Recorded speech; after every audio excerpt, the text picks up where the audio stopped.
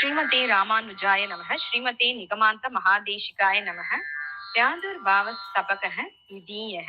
भजते दुक्तां बुतिं यत्र परिष्कर्तुं हरेर्हुरः कठिनं सुकुमारं च रत्नं प्रादुरभूद्विधा भजे दुक्तां बुधिं यत्र परिष्कर्तुं हरेर्हुरः कठिनं सुकुमारं च रत्नं प्रादुरभूद्विधा चतुर्मुखादीं जगदम्बटिम्बान् दुग्धै बहून् वर्धयितुं समृद्धैः पयपयोदे भवति दयालुः सत्यं प्रजज्ञे सह कामधेन्वा द्वयोज्ज्वलं दुग्धपयोधि मध्ये मोहोद्वयं देवि सहोदियाय हरेरुरो भूषणम् एकमासीत् अन्यचिरो भूषणम् अष्टमूर्तेः जीवं जीवं प्रत्युदारां समृद्धिं कर्तुं हर्तुं कञ्जधामे तमांसि सर्वं भ्रातुं सत्कदम्बं पुराब्देः चान्द्री मूर्तिर्जायते तावकी च विश्वासे च नकं मुखं तव पय सिन्दूरुदञ्च तथा शङ्कित्वा विगलत्कलङ्गमपरं चन्द्राङ्कुरं शङ्करः न्यस्तं मस्तपदे विदुं प्रथमतो नूनं वृषं न्यूनम् इति अम्बवृष भ्रंशयितुं स्तुवन्निव शिरः कम्पं रमे निर्ममे धातुं त्वां पुरुषोत्तमाय तनया पद्मे गृहीतव्रतः प्रादात्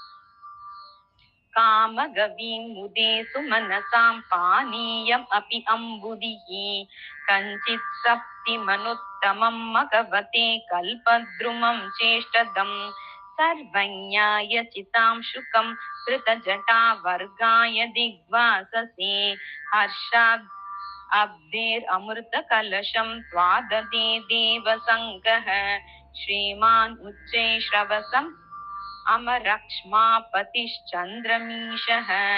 तेषामेकं न किल जगृहे त्वां शुभाम् एव शार्ङ्गी बध्ने सारग्रहण निपुण पारिशेष्याद्गृहीतुं छायामुखे जननि चान्द्रमसि तवासीत् कल्पद्रुपल्लवरुचि करयोपदोश्च सौधो रसे वचसि सम्पदतो न मिथ्या भ्रातृश्रियं सह भुव परिबिभ्रतीति सुधादय सन्तु तथापि तोयदीः ध्रुवं भवत्यैव भवत्यपत्यवान् गुणारमे जाग्रतो विक्रमादयो गुणीमहोधारतयैव भूपतिः श्राम्यत्पन्नगवक्त्रकोटरमरुन् नुन्नोर्विसङ्गड्डनां जाडिद्योद्वविसारि दुग्धकनिका निष्पन्न पुष्पाञ्जलिः सिन्धुर्मन्तवसुन्धरा मृदुदय दुन्दुं ध्वनिच्छद्मना स्तुत्वा माधवम् अद्भुताम् अलभत त्वामम्ब कन्यामणिम् सिन्धुक्रोडस्तपुट विलुठन्मन्तलब्धावतारैः दुन्दुङ्कारैस्त्वत् उदयमहे दुन्दुभिः श्रीमतिश्रीः प्राञ्चो जञ्जानिलपटुनडोन् नाटित प्रौढवीची वल्ली हल्ली सकमकलयन् अन्तर्हुल्लीडहर्षाः बर्हं भ्रान्त्वा चिकुरम् उदद्धेर् उद्भवन्त्या भवत्या बद्धामन्तक्षितिभृतिसुरै पन्नगाः स्विन्नगात्राः तत्कालैकोचितम् अतिजुषत्रासतस्त्यक्तज्येष्ठाः राजीवाक्षप्रणयिनी वृषं रज्जुताम् अभ्यनैषुः आलोक्य तत्र भवतीम् अवतीर्णरूपां पृष्ठामुदा सुमनसः सुमनप्रदानैः पिण्डी भवद्भिरखिलाम्ब पयपयोदेः तिण्डीरकण्ठनिवहै समम् आप्लवन्त अम्ब स्वयं त्वयि चिरात् अवतीर्णवत्याम् मन्तश्रमव्यपनयाय मकाशनानाम् श्रान्ता हिरज्जुकबलीकृतिशङ्क एव क्षीरोदरोदसि शनैः अनिलश्च चार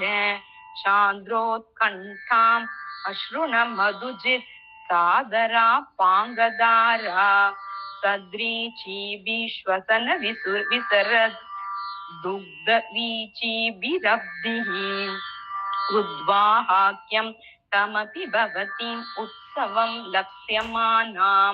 मातस्तातो मधुरमनयन् मङ्गलस्नानकर्म सुधोदति समुद्भवत् सुरतरुच्छान्तगते मनोज्ञमणिमण्डपे महति रत्नसिंहासने स्थिता मणिसरोरुहे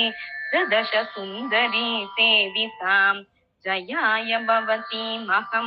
जननी सन्ततां चिन्तये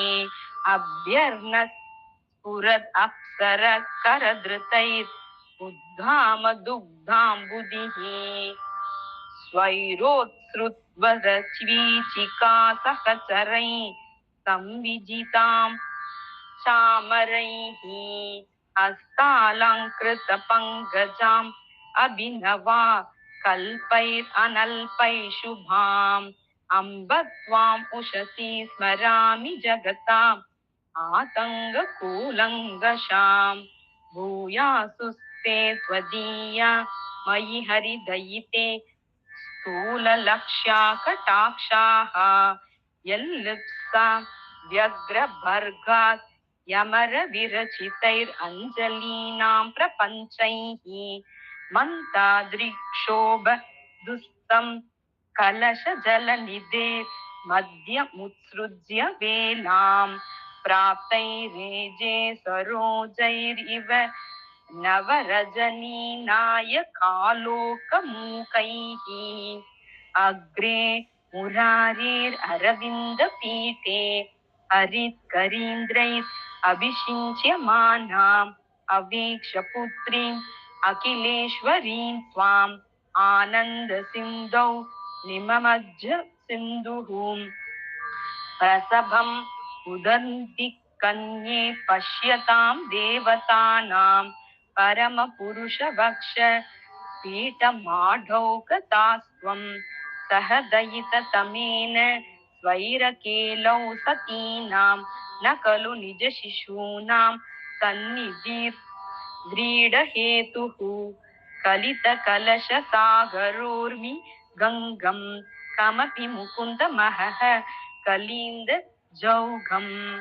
कनकसुहृदभूषयत् तवाभा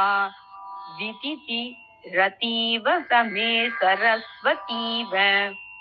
द्युनदि शिशरं शिरपुरारेः भजतीन्दु भवती दयारसार्द्रम् हृदयं मुरहर्तुरब्धिजे वाम् उचितैव स्थितिर् उद्भवानुरूपा कमले तोषयितुं त्वां कान्तभुजान्तरनिशान्तम् उपयान्ति प्रायच्च दूर्मिहस्तै रत्नं रत्नगणम् अम्बुदिहरणं कमले तोषयितुं त्वां कान्तभुजान्तरनिशान्तमुपयान्ति प्रायच्च दूर्मिहस्तै रत्नं रत्नगणम् अम्बुदिः हरणम् इति श्रीमद्वेङ्कटाद्रि कवि विरचिते श्रीलक्ष्मी सहस्रे प्रादुर्भावस्तपकः द्वितीयः।